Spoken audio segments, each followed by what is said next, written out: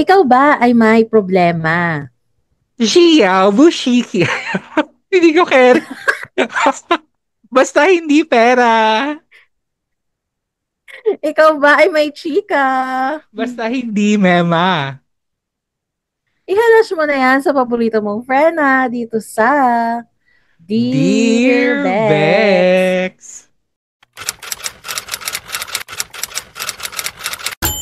Dear Bex. Ay, oh my God, ni hao. Ni hao ma.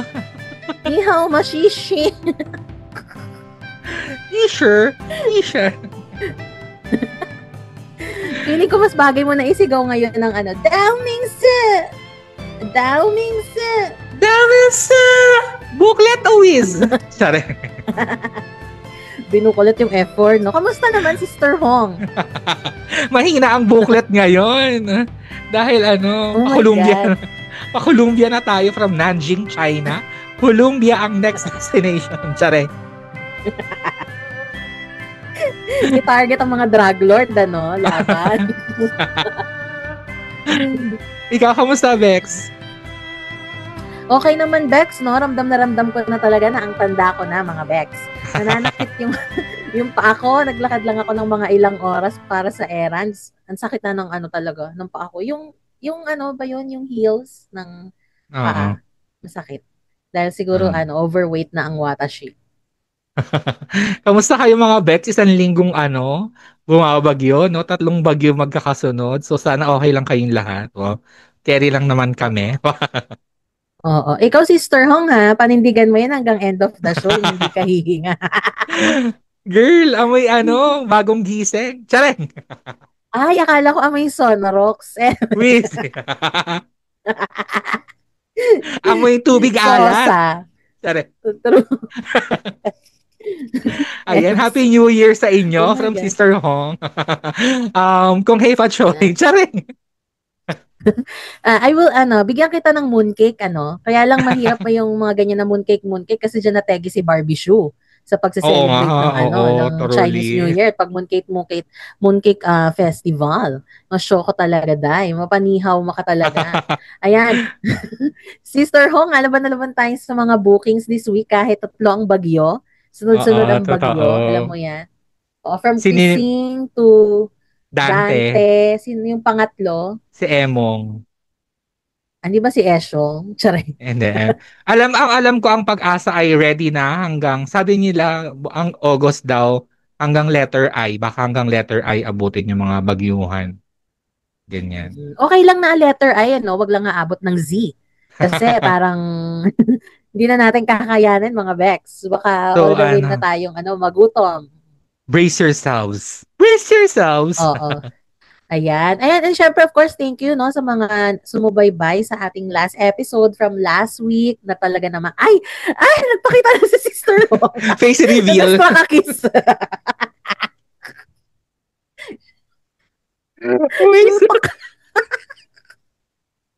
Sister, sir. Ginit ni Kerry mo. Dapat ang mga linyahan mo pag may pumapasok na talks for booking, forgive me, Father, for I have sinned. Tas luhod ka. Ganon. Pero, Ayan. ano yung So, ayun sinasabi na mo? nga. Nawala, na-distract ako. Kasi bigla ka nag-face reveal to Sister Hong. Di na kinaya, di ba?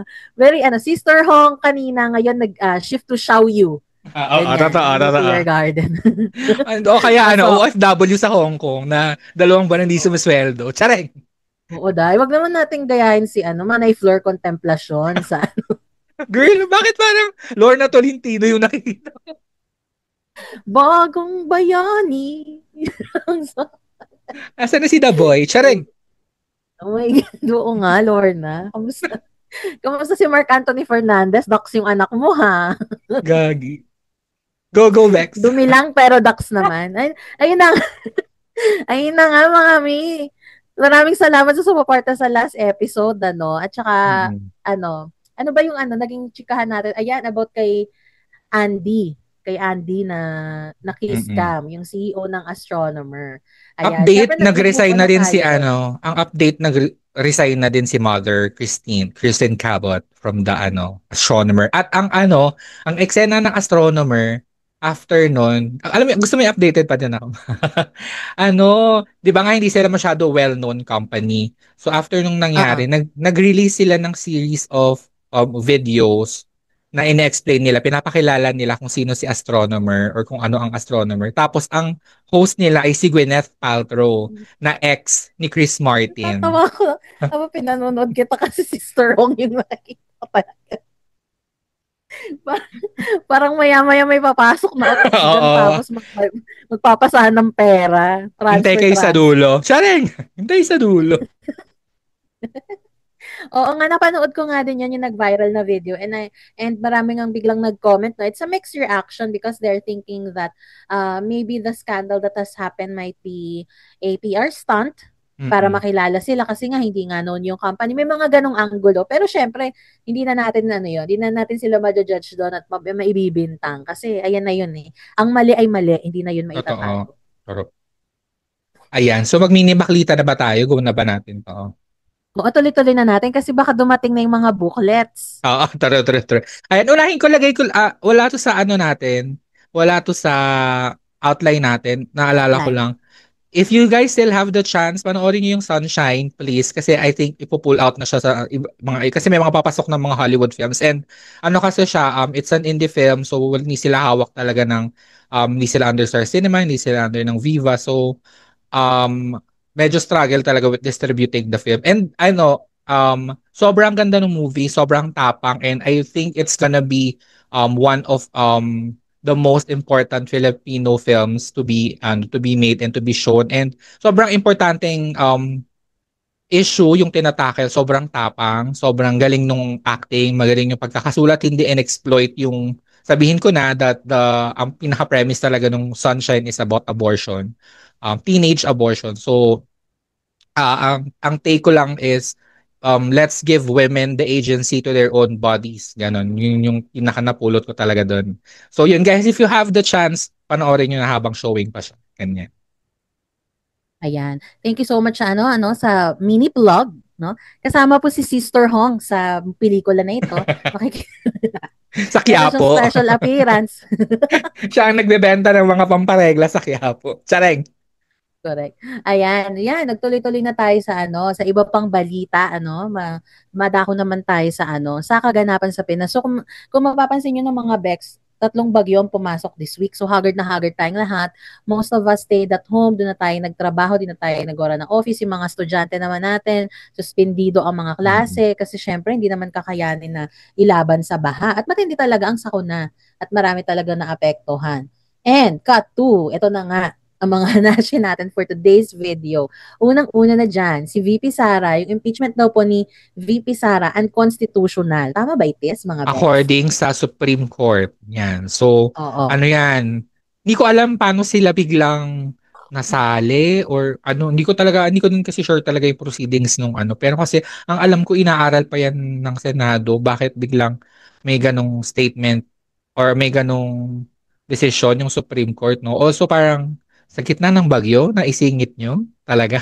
Yeah. Parang alam nyo na preoccupied yung mga tao, doon nyo talaga ginawa yung mga ganyang bagay. So, medyo shady lang talaga. And I think naman, ilalaban pa din. Meron pa rin mga ilang groups na magpa-file ulit ng impeachment case laban kay VP Sara. So, let's see kung ano mangyayari.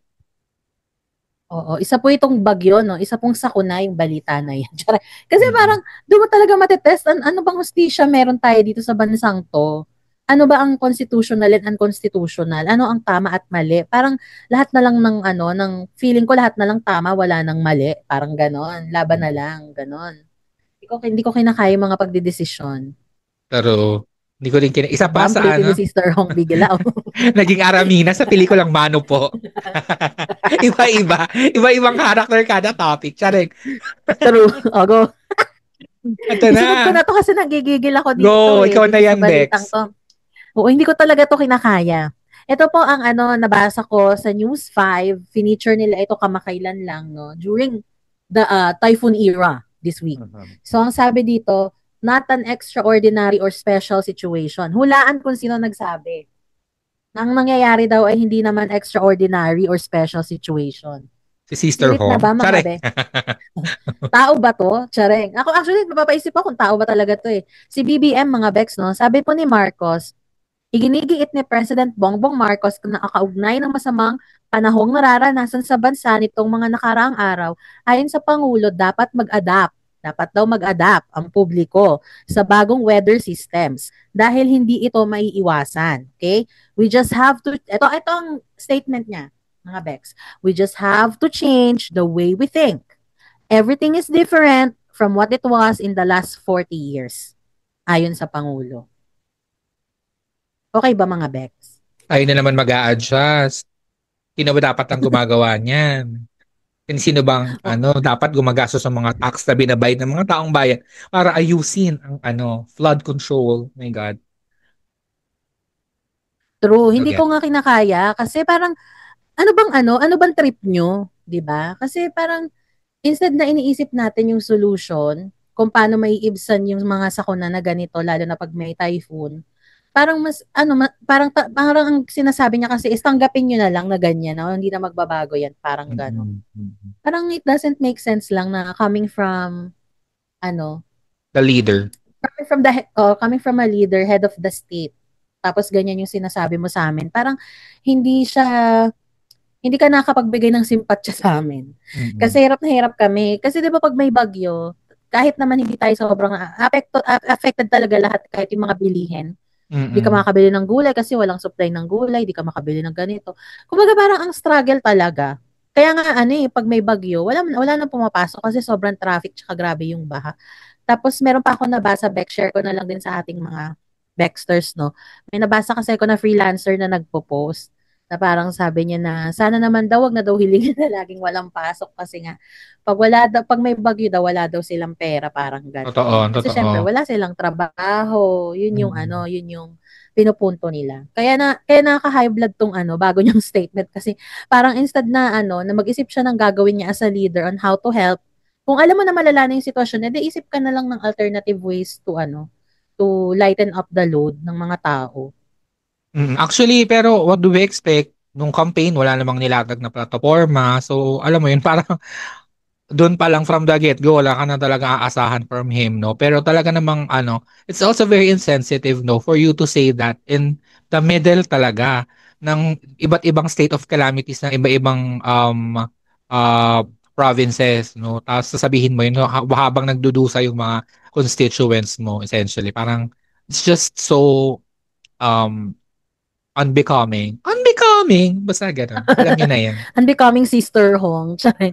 Basta, pag Sister Hong yung sinasabi ko, ba't parang naisip ko parang tahong? Parang Kahit wala siyang tao, ang sareng. oo, Day. Kahit wala siya, ay nagpapanggap na may tahong. Sister Hong, ang Totoo. nagpanggap na may tahong. Ganon ang, ayan. So nakakainis lang talaga mga Bex, no? Kaya yung 31 million, no, tsareng, na bumoto kay Sir, mag-isip-isip na kayo. Kasi yung iba mga kakilala ko, may nag-message sa akin na isa sabi, nagsisisi siya na binoto niya ito. O, Sir. di ba? Sareng. Nasa huli kasi ang pagsisisi, mga mi. Ganyan talaga. Mm-mm. Kahit sino naman. Sabi nga Ayan. ng Ano pa isang yung great isa na philosopher, hindsight is 2020. Wow, sino na naman yung philosopher? Sister Hong. Ayan. Ano ba yung mga sumunod na balita na nakadagdag sa isipin natin ngayong may bagyo? Ano Ito ba na yung nga. mga isa pang Nagkasuntukan. lumina? Hindi. Nagkahamunan lang pala na tinuloy pero wala naman din nangyari. No? Ito na nga yung si Baste Duterte at si General Torre na head ng PNP. Nagkahamunan no sa kanya-kanya ng mga interview o kanya-kanya mga statement. Parang basta essentially naghamunan sila ng suntukan at just Sunday morning, basta Sunday, yun nga nag-mount sila ng boxing match. Pero as in kung todo outfit pa si General Torre, no? Pero hindi naman nag-appear si Baste. So, sabi nila nanalo daw si General Torre. Wala rin naman nangyari. Kasi, alam mo, parang meron pa yan mga paghahamonan na parang sabi ba ni Baste, papayag ako na makipag-boxing match sa'yo pag nagpa-drug test si Marcos. Mga ganun-ganun kineme-kineme na, talaga ba? Yun lang talaga yung reaction ko. Ngayon talaga, yung nakakatapos na. Actually, hindi pa nga tapos eh. Just today, nag-uulan pa din, no? So, tsaka may mga parating pang bagyo. Talagang, ngayon yung naisip magagaganyan. Parang, yung pera sana na iminount nyo for that, eksena, sana, di ba, dinonate na lang? Or sana may napuntahang may kapararakan. Ang lalim ng Tagalog, no? Parang, sobrang nonsense. My gosh. This Na-shock government ako sa totoo is a lang. joke. It's such a joke. Yes. Na-shock ako sa totoo lang, Bex. Nung nakita ko yan sa feed ko, sabi ko, ay, akala ko chararat lang yung hamunan nila. Mm-mm. Akala ko ano lang, verbal anuhan lang to, verbal labanan, parang ganun. Ay, die. Nag-set up pala talaga ng event, na may pa-boxing Correct. ring, may mga, parang ako, ay, saan nyo nakuha yung budget, mga mi, para organize ng event, edi sana, dinonate nyo na lang yan pang grocery goods ng mga nasalanta ng bagyo. Kakaloka kayo. Tsaka, nasa state of calamity yung ibang areas ng Pilipinas dahil sa bagyo. State of calamity, tapos may ganyang kayo. Parang, hello. Ito At pa, saka, state of speaking of, calamity. Yung president natin nasa Amerika, nakikipag-meeting kay Trump. diba? Yung VP natin nasa Netherlands, umeeksena sa Hague. Parang talaga, Diba? sino talagang in Zero, charge? 0% tariff ha, after nung meeting kay Trump, tas 19%, ganun. 1%, Ah, 19%, parang ganyan yun. Parang ako, Oo. girl, may kikitain ba tayo? Girl, ang dami natin utang Ang daming utang ng Pilipinas, Totoo. tandaan nyo yan. Sa sa anong bangko to? Basta yung bangko na pinagkakautangan ng lahat ng World countries. Bank. Malaki na po World Bank, malaki na po ang utang natin doon. So, anong klaseng negosasyon to? Hindi ko maintindihan. Tapos sumasagot siya, Bex, mukha siyang lutang. Para siyang nakadroga, nanggigigil ako. Panood ko kasi yung ibang parts Alam mo Joke na. talaga. Sa joke. Hindi mo na talaga alam Laban sino yan. aasahan mo. Sarili na lang talaga natin yung asahan natin, no? Ayan. So, yun lang naman True. yung mga nakaka-bad trip na ganap in the Philippines. Kapit lang mga Bex. Kaya natin to. Lagi naman natin kinakaya. Oo, Pero, kapit lang talaga kasi yung mga na-declare po na state of calamity in some areas, ang Pag-ibig po at ang SSS ay nag-release ng statement na magbibigay sila ng calamity loan. Kaya i-ready nyo na ang inyong mga requirements, visit na lang po sa branch, pwede rin po kayo mag-apply online. Ayan. Tayo-tayo na lang po ang magkapitan. Kasi ngayon, nakaka- yung mga pinuno natin, di ko na alam. Di ko na talaga alam. nakaka-lurks lang nung yung aasahan nating tulong, utang pa din. At the end of the day, loan pa din siya. Alam mo True. yun? At the end of the day, babayaran mo pa rin yun. So, parang, thank you salamat. Oo. So parang ako, ano ba talagang ano ba talagang tawag nito? Anong gagawin ko? Utang ulit, ganun, para Oo. makasurvive for the month. Diba? Ayun lang mga Bex. Ayan, ikaw na Bex. Anong sumunod na medyo ganda-gandahan naman natin ng balita? Oo. Ano lang to, very, very light. Nagsimula na ang filming ng Devil Wears Prada Nagupuan po 2. ako. Go. Go lang. Oo. Starring sila pa din. Meryl Streep, Anne Hathaway. Kasi nakita na sila na shoot in New York. Hindi sila hindi sila gumamit ng set for the New York scenes. And ever since naman, kahit naman yung sa unang Devil Wears Prada, no? Actually, yung una, hindi ako masyado naaano na parang inaano ko siya, ay, hindi to totoo yung Devil Wears Prada to. Parang hindi ko muna siya iniisip. Pero nung nakita ko na yung mga pics and yung mga paandar na, so nakaka-excite. Baka next year pa to lumabas though. Pero exciting kasi although inaano ko na din yung sarili ko na hindi siya magiging, alam mo na, parang coming from a very, well-loved film, mataas ang expectations. Oh, Bababaan ko ng konti kasi alam naman natin na kadalasan ng mga sequel ay not so giving. oh, pati yung Freaky Friday ba yon? Yung kay Lindsay Lohan, di ba bumalik din? Tama ba? Yes, oo. Showing siya this week yata, pero hindi ako masyado na-excite based sa Ako trailer din. niya. Oo. Parang Parang hintayin ko kailan na yan, lang, ganun. hintayin ko na lang sa streaming. Chari. Oo. Siguro, ma-entice tayong manood kasi syempre, makikita mo ulit si Lindsay Lohan after so long. And then si Chad Murray na fresh pa din no matter Totoo. what. Ganun.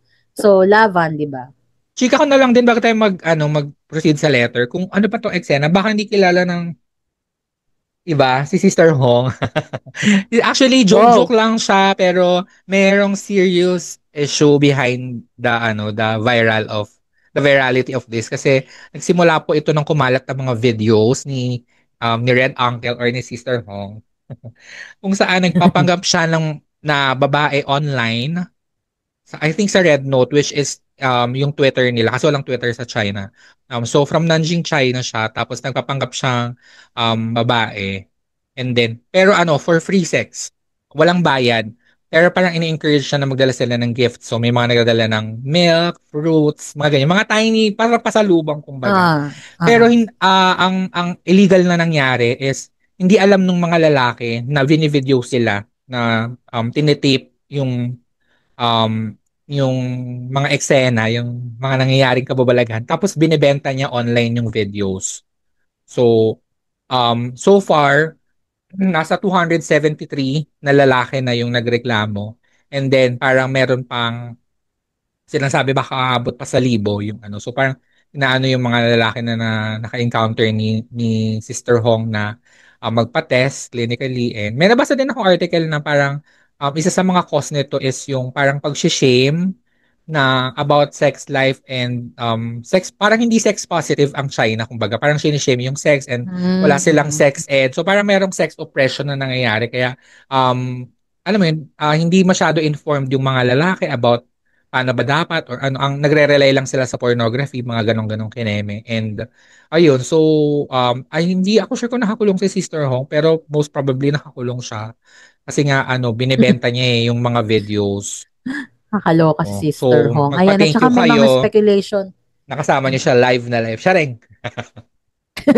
Tapos may mga hanasin na baka daw may AIDA kaya kailangan na magpa-test ng mga ng mga na-biktima. Ayun. Kasi may sabi din, wala namang confirmation. Oo. Sabi lang din kasi nung mga nagreklamo na most of them unprotected yung sex. Parang walang nyondomhe, mga ganyan. So malaki yung chance of kung hindi man AIDA, baka other STIs o mga ganyan. Oo, true. So, yun po ang history ni Sister Hong. Na meron na ding mga kasi nga it's from various named yung yung province kung saan nangyari yung incident. So, mga umaalis, lumilipat na ng probinsya, lumalabas na sila ng Nanjing kasi parang nasi-shame. Kasi nga kita yung si Sister Hong naka-cover ang fest sa yung mga videos. Yung mga otox, kita yung fest nila and talaga. Yung ba mga horta pa, may Indian pa doon, makakaloka. Correct. Yung iba sila pa nag-i-initiate ng leptolelang, mga ganong kineme. Pero libog na libog sila. Alam mo yung iba talagang impact ng Nina tsaka Chin Sansu sa China. Kailangan na patunayan ko talaga. Dapat mag-white face paint ako ngayon for the effect. Kaya lang, struggle tanggalin mo. Parang, tsaka Jeanette, hey. So, parang kaya rin na yung pulbo-pulbo. Achieve naman, di ba? Okay rin na yan. Achieve naman. Mas maganda ka nga kay Sister Hong. Una monte. Yung Sister Hong talaga dahil hindi ko maintindihan paano sila nauto. Ganon. Tapos meron pa nga nag-leak na video, mga Bex, na chika ko lang din. Meron na nag-leak na merong English translation.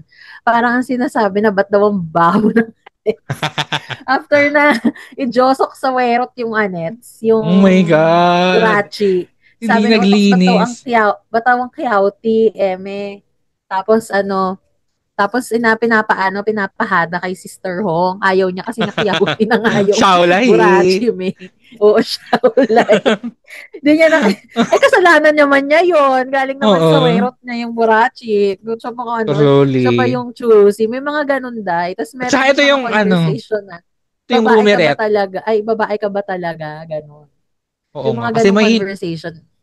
May mga iba na ginajawakan yung bubay niya, na hinahawakan niya din yung kamay para siguro hindi masyado pisilin ng bongga dahil lang palaman lang ites. Atros. Tapos may mga eksena pa na sabi na hindi naman yan kipay, werot yan yung kasi gusto ko, pero kasi iba ko talks gusto kipay yung i-anerya, i-penetrate. Kaya lang ang nangyayari, werot nga yung pinapa-penetrate ni Sister Hong. Hindi naman tanga yung talks. Oo. So parang ginawa na lang nila for the sake. May mga nabasa din ako na yung iba daw alam na otox siya. Yung may mga iba din talaga na no idea at all na lalaki pala yung yung nakakabembangan nila. Pero kasi kasi alam mo yun agad talaga. Siguro nga dahil siguro hindi sila exposed kung paano mag-fact check. Fact check!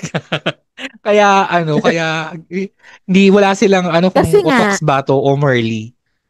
Kasi nga, oppressed sa sex ang China. Kaya hindi Mm. na nila ma-identify si Netch ang Merly, si Netch ang Utox. Parang for me, basta na lang mairaos. Ganun ang Totoo, nila. Basta totoo. mairaos. Choosy pa ba tayo kahit kyauti Go. Correct. So, yun ang history ni Sister Hong po. Ayan. Yun lang naman. Ayan. Sa pagbabalik ng Dear Bex, pag-usapan naman natin ang isang open letter ng isang paano ba to? UGC ba to or content creator sa Oo, social oo. media, ganyan. About open relationships and stuff like Correct. that. Ano na dyan mga Bex? Betty May ba ang episode na ito? At dahil dyan, please mag-subscribe ka na sa aming channel. And of course, huwag mong kalimutan i-comment or i-hanash ang iyong chika para sa episode na ito para pag-usapan natin. Carry pa ba, Bex? Bet mo pa ba ng more na Bexers na ganap? Follow mo na kami sa aming Facebook, TikTok at Instagram at Bexters Podcast. That's BEKXTERZ Podcast para naman updated ka sa mga kabexlaan at kung ano-ano pang paandar tulad nito. Gora mo na agad yan, push. Wait, Oh my God! Oh my God! Nagbabalik po ang Dear Bex together with Sister Hong. Live na live. Oh, bye! Tare. Singeret pala si Live na Sister. live with the booklets at ang mga pasalubong po sa likod ng evidence. Ayan, kitang-kita ang mga evidence. May gagawin sana kaya lang baka Oh. vanity yung natin. Tsare. Ay, Tsare. wait, ang baboy. May Gusto ko yung booklet sa baboy, gilid. pababoy na sa show. Ayaw nyo kaming i-follow. Ito, pues. Tsareng. Oo. B, meron kang mumo. May mumong natira. Saan? Diba? Wala. Ayan o. Sabi nga ni Mama Marina, walang kaba. Walang mumong ititira dapat. Ganun dapat pake. Tsareng. Ayan. O, diba Dami nga? nangyayari. Ayan. Kasi nga, si Sister Hong, active. Ayan. And syempre, napag-usapan natin mga Bex, pag-uusapan natin ngayon ng open letter. Parang siyang open reaction, ni Oo. Miss Claudette Hilario. Isa siyang parang influencer or UGC sa Facebook at nadaanan lang namin ito sa newsfeed. Ayan. This is her reaction to the interview of Salome Salvi and Emil Sandoval doon sa YouTube channel ni Sir Julius Babaw, if I'm not mistaken. I think so, yeah. So meron siyang dito, Hanashi. Parang sinummarize niya and then meron ding konting commentary about in-explain ba dito kung sino sila? Parang hindi, no? Na-explain naman siya, naman. Day, ng Okay, sige. very light. Pero, magdadagdag po kami pagkatapos naming basahin yung letter. Magdadagdag kami ng Context. ibang information. Ganun. Pero, so, go. Ako na ba? Ikaw na?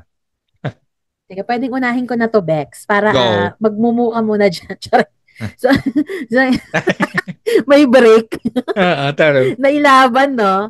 Ayan. So, basahin po natin ang open letter or reaction ni Miss Claudette Hilario na nakuha po namin sa Facebook. Ayan. So, ito po ang kanyang sinasabi. Ang title po is The Unconventional Love Story of Salome Salvi and Emil Sandoval Sparks, Mixed Reactions Online. Viva Max actress and adult content creator Salome Salvi alongside veteran actor Emil Sandoval has drawn public attention after revealing that they are in an open, label-free relationship. The couple stars in Tahong. Hindi ko kinaya. Aray! Aray, ah. Featuring Sister Hong. A bold film now streaming on Viva Max, pero yung kay Sister Hong streaming sa X. Sa Twitter. Diyan po where the real life chemistry carries over on screen during the the real life chemistry carries over on screen, period. And then during the press conference for the movie, Salome explained that while they give each other the freedom to explore, they remain emotionally committed. Yan ang chika. Salome is known for her bold personality and work in adult entertainment. She is also a fine arts major who enjoys painting and reading books. During Julius Babao's personal interview conducted at their condo, she opened up about her love for art and how it has always been a grounding part of her life beyond the camera. Emil, a seasoned actor with a long career in Philippine TV and film, has shown unwavering support for Salome both in her career and her personal choices. Their openness sparked a wide range of reactions online. Some commenters were quick to judge, questioning the dignity and morality of their choices. One netizen wrote, "Choose clean money. Have dignity with every penny that goes to your pocket." Others came to Salome's defense, pointing out that people may not fully understand her background and personal struggles. One supporter shared, "If you only knew what she went through growing up, you wouldn't be so quick to judge. Happy for you, Salome. At last, someone truly loves you." This polarizing reaction reflects a broader cultural conversation around love, freedom, and what it means to live authentically. While their story may not fit the mold of traditional relationships, it has certainly pushed people to reflect on the complexities of love and acceptance. Personal note, while I respect Salome and Emil's honesty about their relationship, I personally believe in staying committed to one partner. I value monogamy and the kind of love that chooses one person fully and faithfully. We may have different views, but at the end of the day, everyone has the right to live according to their values as long as it's rooted in truth and respect. So yun po ang post ni Madam Claudette Hilario. Ayan. So si Salome ay nakikita ko na before sa X, nagpo-post siya doon ng ano ng if you are, guys are not familiar with how yung mga subscription na porn or mga ganang-ganong kineme. Nagpo-post sila sa X ng mga snippets as promo, parang ganun, para mapanood, para panoorin mo yung ano yung full video or para mag-subscribe ka dun sa website nila. So, ganun. So, nakikita ko yung mga postings na before. Ngayon, parang hindi na yata siya na active sa X. So, hindi ko din siya pina-follow. Kasi sa X naman, di ba, lumalabas lang sa algorithm mo yun ng kusa. So, ayun. And alam ko, UP siya nag-aral. So, may ano, meron Yes, namang, correct.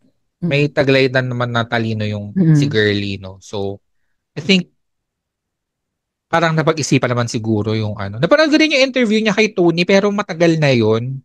Napanood ko siya nung lumabas na siya. So, hindi ko na masyado maalala yung ano doon. Ano ba, laman nun, Bex? Ayun, ang masasabi ko lang no dito, ay sige, himayin muna natin bago yung personal nating reaction, Bex, ano. So, si Salome ay isang, tama yon, isa po siyang fine arts major and graduate po siya ng UP. And kung napanood niyo po yung interview niya with Tony, very articulate naman siya when she talks. So, alam mong edukado yung tao. And then, even before Tony talks, na-feature na din po siya sa documentary ni Atom Aurelio 2 years ago. Because this has something to do with the sex work because during the pandemic time, ang daming ang nawalan ng trabaho. So parang nag-open ng door sa kanya yung ganong trabaho. And she started the alter community. Yun nga, yung sa Twitter, yung sinasabi ni Bex. And then after nun, nag-venture na siya sa Pornhub. Yung nag-upload na siya ng mga videos, yung sex videos with the other content creators din na Collab. nasa Pornhub din. Oo, collab sila, ganyan. Tapos doon daw talaga siya kumikita. Now, to better understand bakit ganito si Salome, she grew up kasi na at the age of 5 or parang between to 5 or 8 years old, nabubuli na talaga siya. Guess what? Hindi siya basta bully lang ng kung sino, bully siya ng magulang. Kasi sinasabihan siya ng na pangit siya, na wala siyang mararating, ganito, ganyan. Ganun yung chika sa kanya ng parents. And then, another hugot dyan is, nung 8 years old siya, she was sexually abused at kakilala yun ng parents niya. And then, nung sinabi niya yun sa parents niya, hindi siya pinaniwalaan, sinabihan pa siya ng baliw. Sinabihan siyang, "You're crazy." So, parang doon siya nasaktan. And then, kahit na sinabi niya na ina-abuse na siya ng taong kakilala nung parentas. Kasi pumupunta yung tao sa sa bahay nila. Nakikipag-inuman dun sa tatay, ganyan. So, syempre parang instead na yung bata would feel safe, she feels unsafe kasi parang mismong parents niya, nineneglect siya kung ano yung sinasabi niya na hindi siya pinaniniwalaan. So, ayun, nasabihan siya ng nanay niya na hindi naman totoo yung sinasabi mo. Eh. Tapos pinapahiya daw siya sa harap ng mga tao, ganon. So, parang all her life, parang ginawa niyang magulang yung sarili niya. And then she hated herself so much kasi nga, dahil nga dun sa naging upbringing sa kanya. And hindi niya nakuha yung attention, yung validation sa parents. And then, parang nakukuha niya yung siguro acceptance pag nakikipag-sex siya. And she committed naman na she's happy when she's doing it. Kasi parang feel niya may creativity doon and sabi niya doon daw siya magaling and magaling daw siya mag-empathy. Kasi ang pagiging sex worker ang sinasabi niya doon, ang pagiging sex worker ay hindi lang basta tawag nito, pagbibigay pleasure. Parang you are empathizing with people who are deprived from having sex, parang ikaw yung nagiging kasama nila sa kalungkutan, parang ganon. So, dun yung sinasabi niya na magaling siya. And sa ngayon, during the time of interview with Tony, single pa siya nun. Wala pa siya ng jowa. Pero nagkaroon daw siya ng relationship but it failed.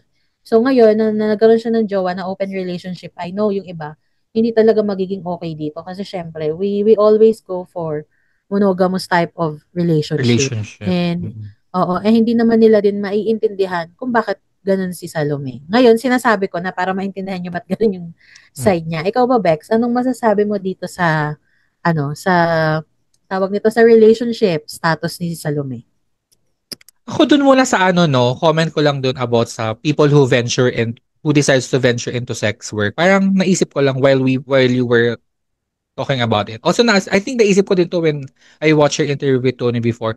Kailangan ba meron silang dark past para lang makasimpatya tayo sa kanila? Parang kailangan laging may dark story. I'm not saying hindi to towards Salome herself. Parang kailangan, yung mga napapanood lang natin sa TV, sa movies, kailangan meron silang dark past, kailangan na-abuse sila para lang mag-empathize tayo sa kanila. Hindi pa pwedeng, alam mo yun, parang ang default natin, pag ang tao ay decide na mag-sex work, masamang tao agad siya, tapos i-justify natin dahil meron siyang dark past. Parang, hindi lang magandang for me na ganun agad yung tingin natin sa kanila. No? I mean, baka yun ang yung opportunity na nakita nila. Alam mo yun, parang sana wag agad tayong judgmental towards them na kailangan natin halukayin. Ay, siguro may something nung bata siya. Ay, something, siguro may para lang ma-justify na natin na okay lang yung ginagawa niya. Kasi for me, as long as you're doing it safely, as long as wala kang inaapahang ibang tao, as long as, alam mo yun, you are considerate to other people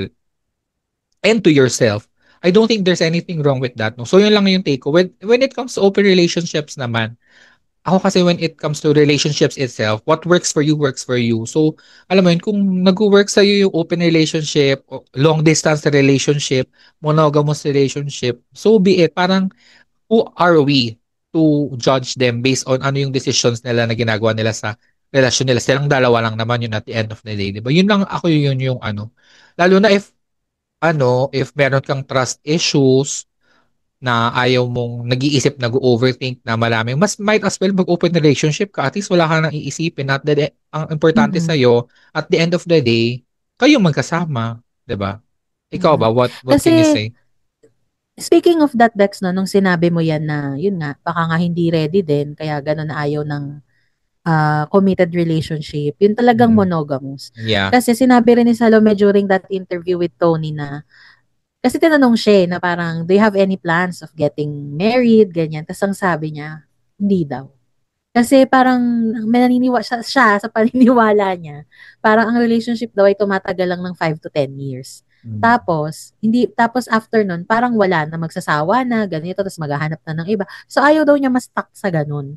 Na parang kailangan niyang magstay for something na alam niyang hindi niya kayang tagalan or hindi siya makakapag-stay. Kaya din siguro nag-decide siya and she is okay being with open relationship. So parang for me, yung relationship niya ngayon with Sir Emil, actually di ko siya kilala. Personally, di ko siya kilala na actor pala siya. Anyway, so yung relationship niya kay Sir, parang ang nakikita ko doon is more of companionship. Yun. Instead na parang yung talagang yung serious relationship na jowaan. Kasi kung ang relationship kasi sa akin, Bex, yung stick to one ka lang talaga, isang tao lang, hindi yung madami. Kasi dapat ang relationship is partner. So, kung ano man yung pinili niyang path ni Salome, nasa kanya na yun. Kasi kung saan siya mas magiging masaya, mas magbe-benefit, kung ano ba yung kaya ng puso niya. Kasi during that interview with Tony, sinabi din niya na hanggang ngayon, she's still learning to love herself. And how can she love someone else kung hindi naman niya mahal ang sarili niya? Fully. Kasi ngayon yung wala sa kanya at hindi niya nakuha sa parents niya. Kasi the only thing that her parents are proud of is yung talent niya, yung skills niya, yung magaling siya sa math, magaling siya mag-drawing, kumakanta siya, yung mga ano niya nga, skills niya growing up, yung ang pinagmamalaki lang sa kanya is yung pagiging pride lang ng family. Pero kung support when it comes to money, emotional support, and all aspects, wala siya. Ang inaasahan lang niya sarili niya. Kaya siguro din siya nag-dwell sa ganung work. Kasi saan nga naman siya kukuha ng pera, bagets pa siya. Alam mo yun, parang, di ba, anong work, anong pang work ang pwede niyang gawin. Siguro yun lang talaga yung work na komportable siya. So for me, wag na lang nating i-judge. Kung napapanindigan naman niya na ganyan, at wala naman siyang nasasaktan, and yung other niyang ka-relationship like Emil and kung sino man yung iba niyang nakakasalamuha, alam na open relationship lang, na walang commitment, lahat may consent, walang problema dun. Dapat walang problema dun. And then, tsaka may mga lalo na sa gay community, very, very, I'm not sure dito sa Pinas, pero with what I see online, very, di naman super common, pero mas accepted yung open relationships. Lalo na when it comes to the gay community nga. Kasi, alam mo yun, at the end of the day, lalaki pa din kami. Yung, alam mo yun, parang, yung libido, ibang level din talaga. So, hindi mo maiwasan minsan. I'm not saying everyone is like that, no? Parang, lang siguro, perspective lang din na may ganun na may takot ka na baka lukuhin ka, may takot ka na, alam mo yun, so might as well, alam na lang natin lahat. Alam mo yun, para hindi tayo nagkakasakitan. And feeling ko naman, maybe, may din kasi yan, depende din sa pag-uusap nila. Yung open relationship ba na yan is sex lang with other people, pero hindi ka makikipagrelasyon, or are you okay na okay lang na dalawa yung jowa mo? Mga ganun-ganun. Sila na lang naman din yung nakakaalam yun kung ano yun. And at the end of the day, usapan nila yun. Kung i-break nila yung usapan nila, silang dalawa din yung magdi-deal, no? Parang hindi na para pa i-judge natin sila dun sa mga decisions nila inside the relationship, as long as at the end of the day, ang daming end of days, no? Alam mo yun, ang mahalaga, hindi nagkakasakitan sa dulo. Physically, emotionally, mentally, alam mo yun. As long as okay kayo, alam mo yun. For me, that's okay lang. Ako open ako sa open relationships. Ngayon I'm saying this na wala akong jowa. I'm single, but I'm not opposed to the idea. Pero let's see if may someone na if baka magbago yung isip ko. Alam mo yun, wala naman ding wala namang permanente, di ba? Lagi namang we are all free to change our minds. Pero, so, ayun, yung sa akin, ay sorry, baliktad, ayan, naririnig niyo ba ako? Ayan, so yung sa akin is, kaya ganun yung yung reaction ng mga tao, kasi the culture of Filipinos are very traditional and have this conservative, outlook when it comes to relationship. May term ako dyan. They think, hindi lang sa relationship, ang term ko dyan, nakikipagbanalan sa Vatican. Na ultimo divorce, hindi natin maipasa. Yun talaga yun, at the end of the day. Again, another end of the day. True. Oo. So, hindi lang siguro sila sanay makarinig ng ganito. And ang hirap din kasi na ipilit sa tao na mag-commit tapos in the end, manloloko din naman siya or mag-cheat siya. So, parang mas tinuruan mo pa siya gumawa ng kasalanan. Kung gusto niya na ganun yung yung state niya, edi go ahead. This is like, share ko lang din, no, somewhat similar to the situation of Neo, kung nakikilala niyo siya, mga Bex. Si Neo is yung famous na R&B singer na kumanta ng So Sick. Yan. So Sick of Love song, ganyan. So, si Kuya, recently lang din this year, nag-release siya ng statement na meron siyang 4 na girlfriend. There are 4 girlfriends. Pero take note, may asawa to si Neo, pero alam ko nag-divorce na. Ayan. So, iwan ko kung divorce o hiwalay lang. Pero meron siya ngayong 4 na Neo has 4 girlfriends and nirelease niya yon sa Instagram niya. So, teka lang, gusto ko lang hanapin kasi nilagay niya talaga yun doon. Ang sabi niya, basta, ang context niya doon sa caption niya is, bahala na kayo sa iisipin niyo, pero presenting you my four girlfriends, something like that. So, parang, inaalat na lang niya ng iba-ibang araw.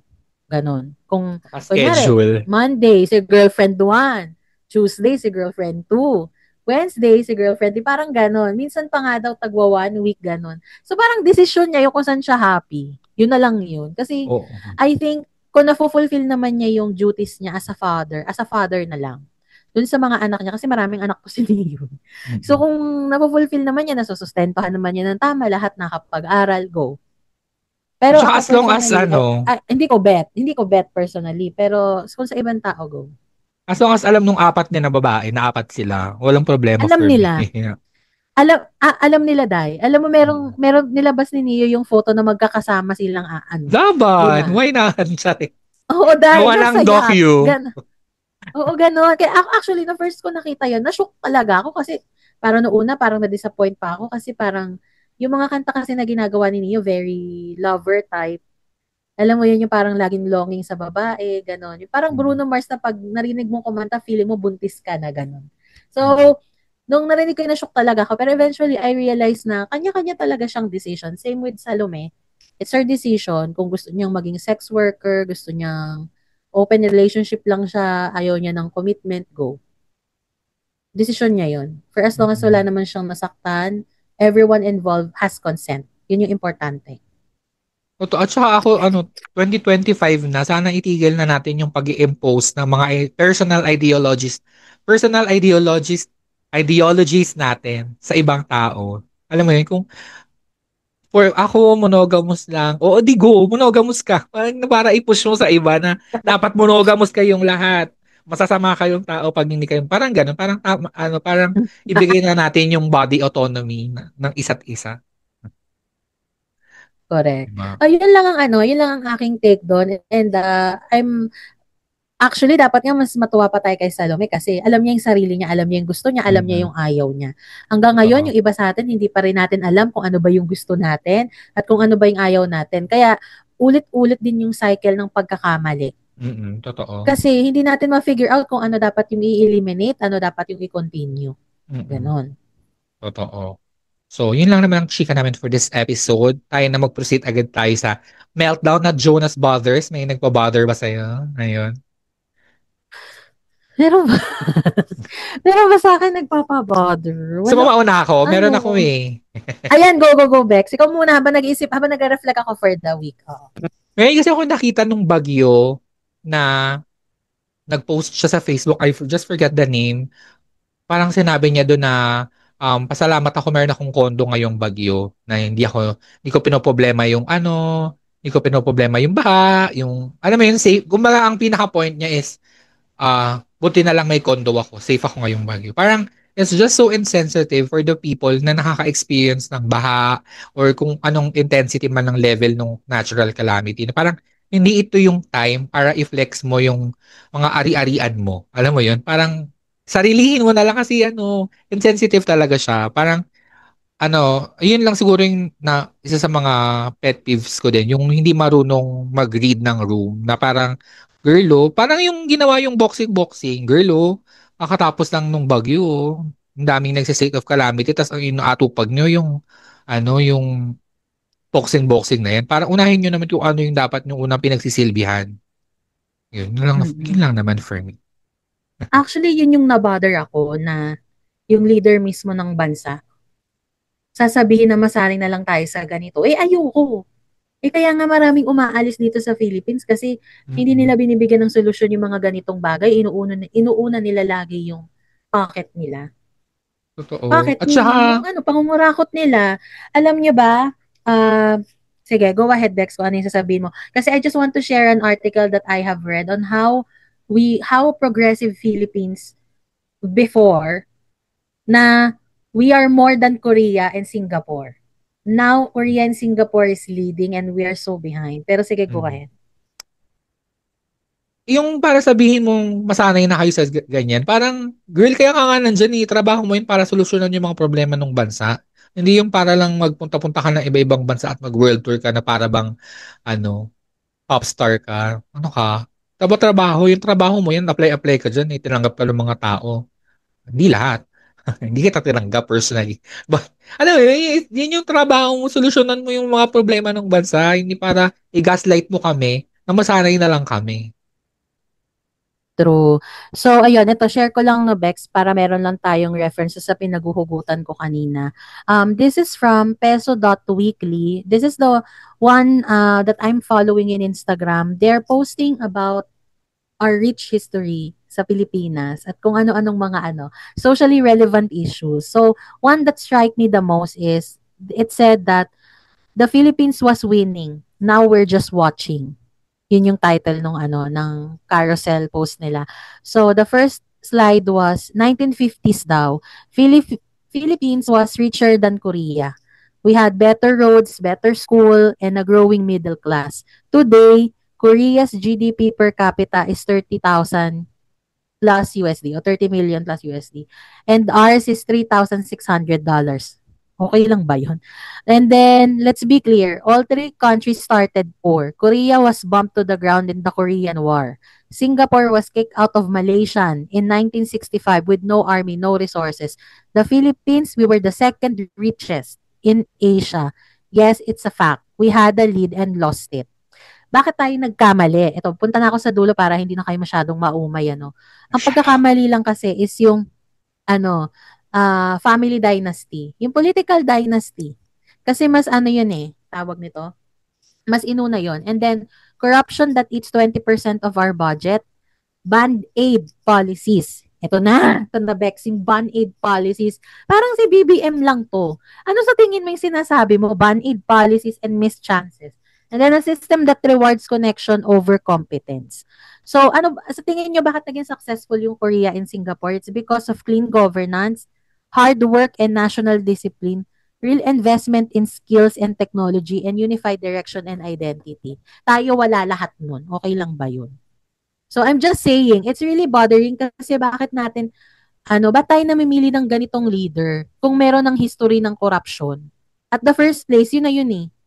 Nakita mo na may history ng corruption, yan pa din yung pinili mo dahil naiiba ka sa boto ng iba. Parang, can we just choose someone who is lesser evil? Diba? Oo. Nakaka-lurks. Okay.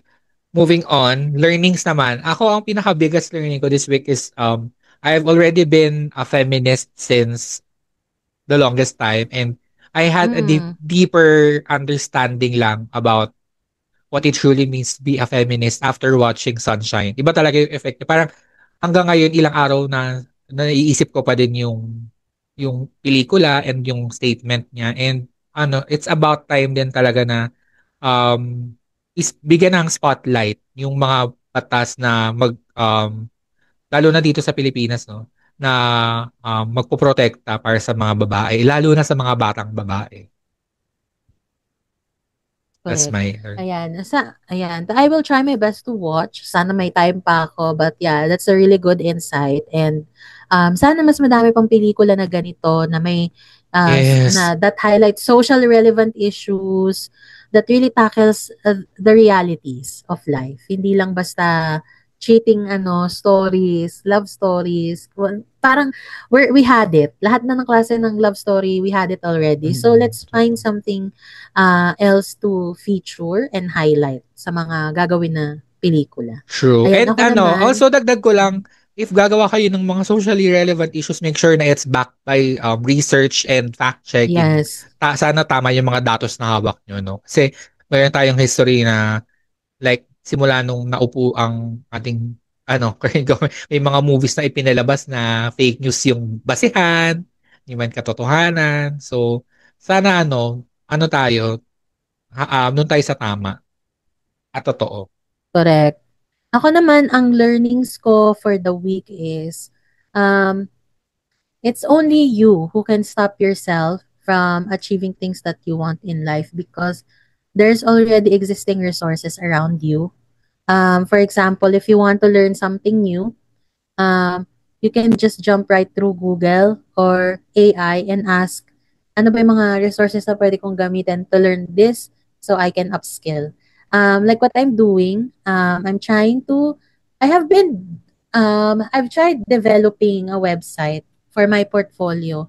Pero yung in-depth niya, like UX and UI design, that is something that I'm very much interested with, which na-learn ko lang din kagabi through Coursera. So, that's backed by Microsoft and may certificate yon mga Bex. So, kung gusto nyo mag-upskill and you want to learn something, merong mga free online courses that you can really apply and enroll. And then you can get certificate and post it on your LinkedIn and add it to your portfolio. Para, alam mo yun, they know that you are certified for this particular skill. So, ayun lang. Don't ever think na you cannot learn anything because you don't know anything. You will start within yourself na dapat ikaw muna sarili mo mag-initiate ka paano ko ba itong malulearn. And syempre dapat interested ka. Kasi if you are not interested in learning, then you won't be able to finish it. Alright. Yun lang yun. So, kung gusto mong mag-transition ng career, it's not gonna happen overnight. It's a step-by-step and it has to start from you. Yung change na yun. Gaya ng sinasabi ko, this has been my mantra for so long. During the time that I was studying college, I keep telling to myself, if you know what you want, you know what to do. Yun, kung alam mo talaga gusto mo, alam mo na yung sunod mong gagawin. You just really have to start within yourself and stop procrastinating. Yun. Number 1, stop procrastinating. I know it's hard, but if you really want something better for your future, then stop procrastinating and instead of doing it later, do it now. Do it now. True. At saka parang andyan ang YouTube University, tinatawag ng YouTube University. Parang lahat nasa YouTube na. So, sa ilang clicks away mo lang, parang marami ka nang makukuhang. Hindi man buo, at least it's something to start with. Ayan. So, yun na naman ang ating episode for today. Dahil, ayan na pa, ano na naman to? Pabilisan portion. Ayan. Meron pa rin kaming mga vouchers, I think. If you have yes, any letters or anything na gusto nyong basahin namin dito sa Dear Bex, send nyo lang yan and we will give you the vouchers in return for TNJ Salon. Yan. Send na lang at baxterspodcast@gmail.com or you can send it via DM sa aming Instagram and Facebook. And again, wala na kaming upload sa Facebook, so YouTube, Spotify na lang tayo. Yan.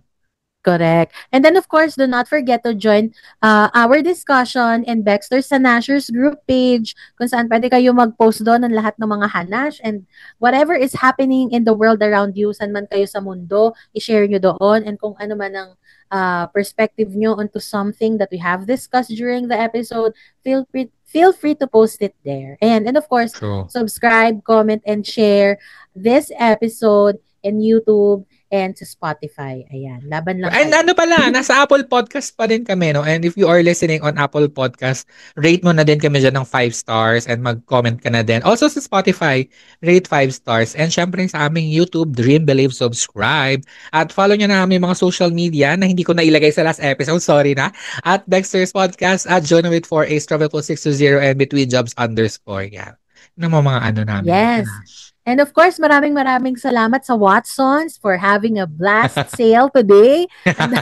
And pumunta na po kayo until July 30 ang kanilang sale ng mga buy one take one stuff. Huwag niyo pong kalimutan, it's Watsons. Punta na kayo sa SM agad-agad. Oo, yan. Dahil ngayon na yung last. Ay, hindi. Meron pang bukas. Dahil 30 ang ere ng episode na to. Oo. Ay, hindi. Today. Basta ganyan. Bahala na. Alam nyo na yan. Tuloy-tuloy lang ang laban mga Bex, mag-ingat tayo. And si Sister Hong, mag-ingat na padating na yung booklet ko. Na wag ma-Jennifer Laude. Oo, totoo. Makakalo. Ayan. Thank you everyone for tuning in. Malapit na pong mag-weekend. Lumaban lang tayo. At mag-Agosto na, buwan ng wika. Tara, anong connect? Manuel L. Quezon. Charet. Oo. Paalam, laging maging mabait. Wow, ano daw? Wow. Bye, Sister Hong. Bye. Always be kind. Meow. You've been listening to Baxter's The Mel and Jonah Show. Follow Baxters on Spotify and subscribe on YouTube. You can also find us on Google Podcast, Apple Podcast, Facebook, TikTok, and Instagram. At Baxter's Podcast. That's BEKXTERZ Podcast. If you like this episode, rate and review our show on your podcast app 5 stars.